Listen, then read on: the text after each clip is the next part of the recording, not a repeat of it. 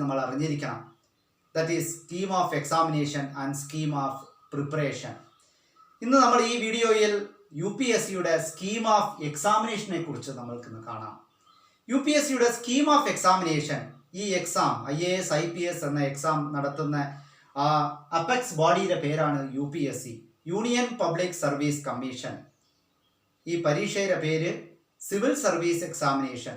Civil service എക്സാമിനേഷനിൽ ഏറ്റവും കൂടുതൽ മുന്തിയ മാർക്കുകൾ ലഭിക്കുന്ന വ്യക്തികൾക്ക് ഗവൺമെൻറ് അലാട്ട് ചെയ്യുന്ന പോസ്റ്റിംഗ് ആണ് IASഉം IPSഉം. അതിനകത്ത് മൊത്തം 26 കാറ്റഗറികളുണ്ട്. IRS, IFS, റെയിൽവേസ് ഒക്കെ അതിനകത്ത് വരുന്നതാണ്. അപ്പം അതിൻ്റെ എലിജിബിലിറ്റി എന്താണ്? What is the qualification? ആദ്യം qualification.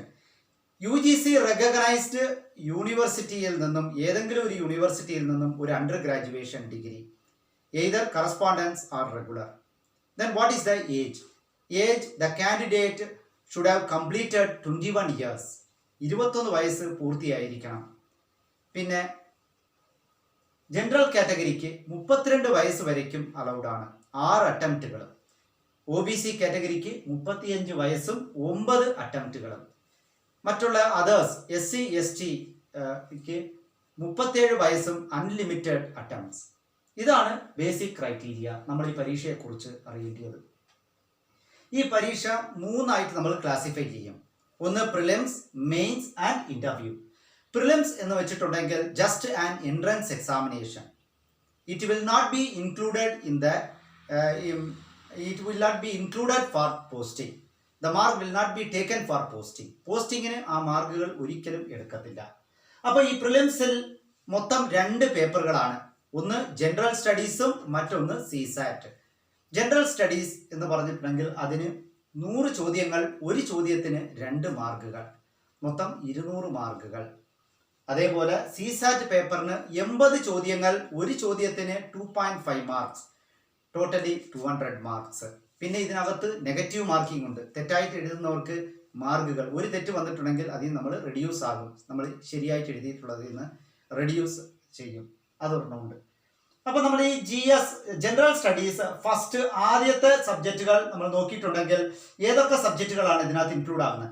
History, development administration, geography, current affairs, economics and then environmental studies, science and technology എന്ന സബ്ജക്റ്റുകളാണ് ഇതിൽ ഇൻക്ലൂഡ് ആകുന്നത്.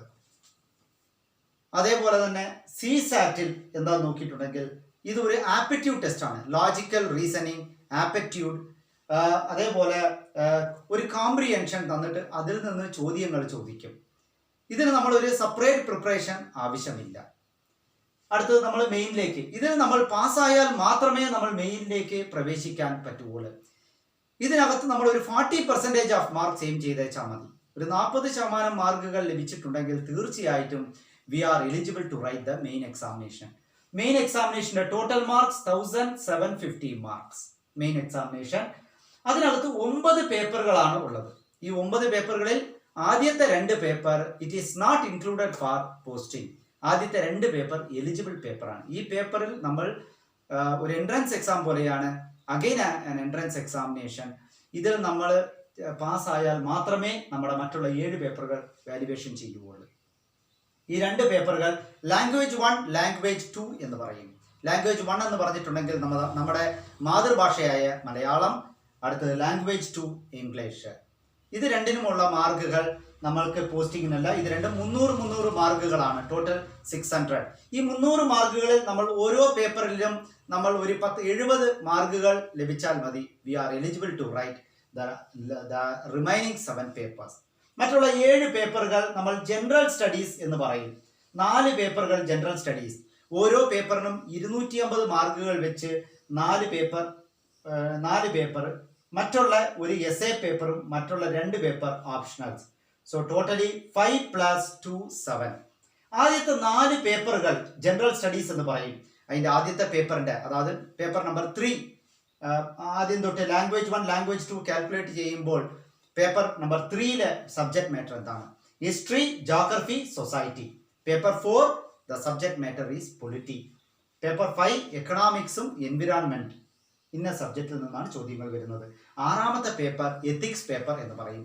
നമ്മളുടെ മോറൽ വാല്യൂ ജഡ്ജ് ചെയ്യാനായിട്ടുള്ള ഒരു പേപ്പറാണ് ആ പേപ്പർ.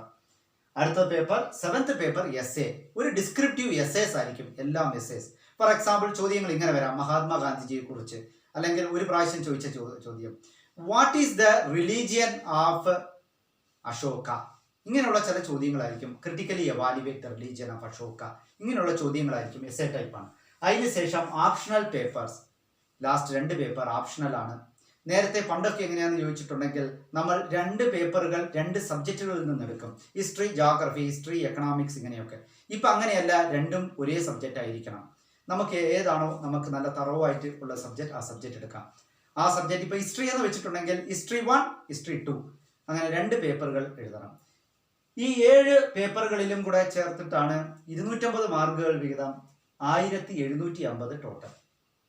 ഇതിൽ നമ്മൾ പാസ്സാകുകയാണെങ്കിൽ നമ്മൾ ഇന്റർവ്യൂയിലേക്ക് പ്രവേശിക്കാം. ഇന്റർവ്യൂവിൽ മൊത്തം മാർക്കുകൾ 275 മാർക്സ്. കഴിഞ്ഞ കൊല്ലം കട്ട് ഓഫ് വെച്ച് നോക്കുമ്പോൾ നമ്മൾ ഇന്റർവ്യൂ മെയിൻ പേപ്പറിൽ 800 മാർക്കുകൾ 850 മാർക്കുകൾ ലഭിച്ച വ്യക്തികൾക്ക് പോസ്റ്റിംഗ് ലഭിച്ചു. പോസ്റ്റിംഗ് എന്ന് വെച്ചിട്ടുണ്ടെങ്കിൽ ഇന്റർവ്യൂവിൽ 150, ടോട്ടൽ 900 മാർക്കുകൾ ഉള്ളവർക്കൊക്കെ പോസ്റ്റിംഗ് ലഭിക്കുന്നുണ്ട്. അപ്പം നമ്മൾ ഇതിലൊരു 800 മാർക്കുകളും ഇന്റർവ്യൂവിൽ ഒരു 100 മാർക്കുകളും ലഭിച്ചിട്ടുണ്ടെങ്കിൽ തീർച്ചയായിട്ടും നമ്മൾക്ക് പോസ്റ്റിംഗ് കിട്ടും. നമ്മൾ ഈ സബ്ജക്റ്റുകളൊക്കെ ഇപ്പോൾ വെച്ച് നമ്മളൊരു just if we evaluate based on the subject. Civil service എക്സാമിനേഷനിൽ we are giving much importance for arts subjects. If you are good at arts subjects, it will be very easy for you to clear this civil service examination. UPSC ചോദിക്കുന്നത് 50% of marks മാത്രമേ ചോദിക്കുന്നുള്ളൂ. ഇന്ന് നമ്മൾക്ക് ഈ scheme of examination അറിയാത്ത കൊണ്ടാണ് പലരും ഈ എക്സാമിന് മടിച്ചു നിൽക്കുന്നത്. It is, I can tell you that if you have a proper guidance, that is, if you know clearly the scheme of examination and scheme of preparation, definitely you can clear this examination. And then I told you that it is not calculations, nothing is there. Engineering students, engineering ഒരുപാട് calculations ഒക്കെ ഉണ്ട് engineering. അതിനോട് compare ചെയ്ത് നോക്കുമ്പോൾ അങ്ങനെയുള്ള ഒരു വിഷയങ്ങളുമില്ല. Arts സബ്ജക്റ്റിൻ്റെ ഒരു influence ആണ് ഏറ്റവും കൂടുതൽ ഇതിനകത്ത് കാണുന്നത്. So anybody can clear this examination if you have A strict preparation and genuine preparation. അടുത്ത ക്ലാസ്സിൽ നമുക്ക് ഈ സ്കീം ഓഫ് എക്സാമിനേഷൻ എന്ന് കണ്ട പോലെ അടുത്ത സ്കീം ഓഫ് പ്രിപ്പറേഷൻ, ഒരു കോച്ചിങ് സെൻറ്ററുകളിലും പോകാതെ നമ്മൾ സെൽഫായിട്ട് എങ്ങനെ പ്രിപ്പയർ ചെയ്യാൻ പറ്റും, ഏതൊക്കെ സബ്ജക്റ്റുകൾക്ക് ഏതൊക്കെ പുസ്തകങ്ങളാണ് ബെസ്റ്റ് എന്നുള്ളതിനെക്കുറിച്ച് നമ്മൾ അടുത്ത വീഡിയോയിൽ കാണാം. Thank you. Have A nice day.